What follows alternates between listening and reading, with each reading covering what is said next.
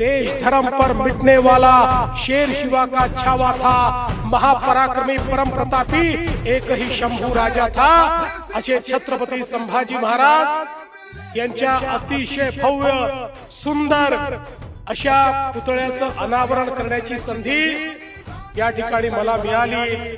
त्यानंतर छत्रपती संभाजी महाराजांच्या प्रतिमेला नमन करण्याची संधी मिळाली।